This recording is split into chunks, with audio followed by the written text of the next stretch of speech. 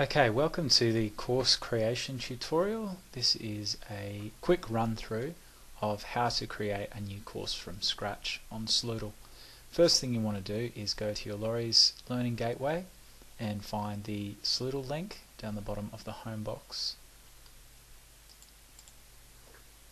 This should take you straight to Sloodle. If you're off campus and you're logging in through a computer that's not your laptop, you'll just have to make sure that you log in with your Laurie's username and password.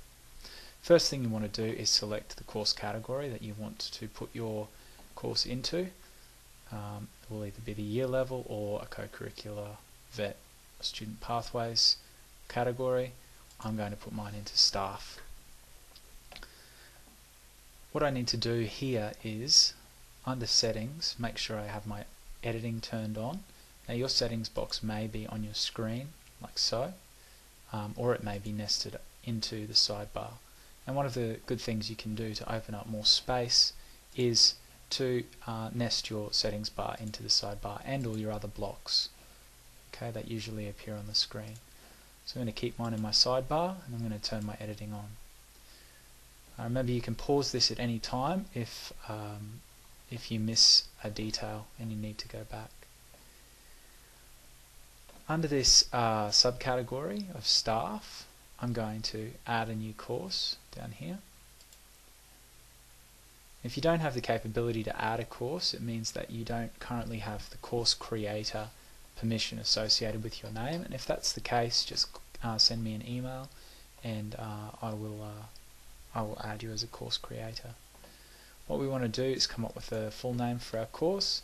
So this is, I'm going to call this Test Course 1, and you can name it after the class that you have, or just your name, or whatever suits your purpose for your course. Short name, we're going to just put in the acronym of the course, okay, just the letters and numbers of the course. Course ID number you don't have to worry about. That is for automatic uploading of users through LDAP, and that can only happen for one course per year level. So the main course that's already been established for your subject will have that course ID number. So all you need to put in is your full name and the short name, and then if you want to put in a course summary, you just type it straight into the HTML text editor.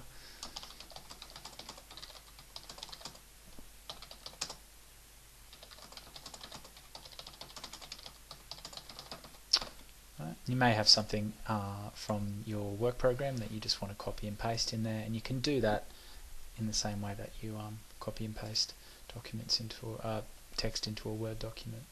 Here you need to decide whether you want it in a weekly format or a topics format.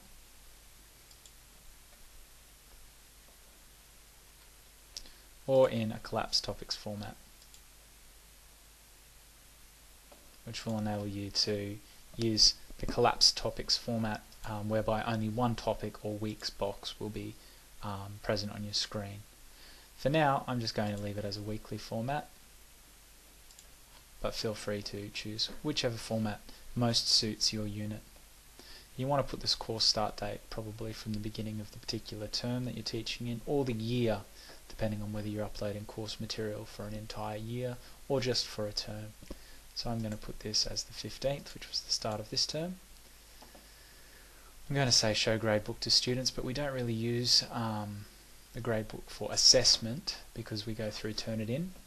However, if you're going to be using quizzes and lessons and other modules like that, that will and mark them, that will enable the students to see their results. Now, if you want to turn that off, you just click no. You don't have to worry about activity reports. Make sure your upload size is the maximum in case you're uploading textbooks or in case you're getting students to upload presentations. The default section number or week number is 10, and you can adjust that as you would like, and you can always come back into settings and change that at any time. You want to make sure that hidden sections are completely invisible so that the students can't see any of the content in topic or week boxes that you're still working on during the course of the term. And you can either show all sections on one page or show one section per page. and that's 1 box per page. If you're teaching this course yourself, you don't want any groups for now, we can learn how to do that in a later tutorial. If you're working on it and you don't want the students to see it yet, set it to the course is not available to students. Otherwise, you can leave it as available to students. You can leave the other settings as they are and press Save Changes. This will take you to your enrolled users screen. Now, the easiest way to enroll your users is to go to the settings box and under users click enrollment methods, and beside where it says self-enrollment student you want to uncheck the I icon. Now that will enable your students to enroll themselves. If you want an added layer of security, you can go into the settings box right next to it and type an enrollment key. It might just be your last name. The students will have to type that in to actually gain access to the course. So that's there if you would like it to be, and there are some other fairly self-explanatory options. You don't have to fill any of those in. The enrollment key is all that's necessary. I find it easier just to allow open enrollment. There aren't too many students who go around looking for a Sloodle course to enroll in. So that's enrollment methods. If we want to go back to users and look at our enrolled users, if you've got a small class, it's not difficult to enroll your users manually. Okay, so we click enroll users and then go through, type in their last name. That will come up as an option. Ensure that you have student selected, and then you can enroll that person into the course. Once you've finished with all the different students that you want to enroll, click Finish Enrolling Users. Click back to the shortened course title in your breadcrumbs, and you will have your course shell in front of you. And that's how to set up your basic course shell. You can return to the Sloodle helper to find out how to populate this course shell with information and resources.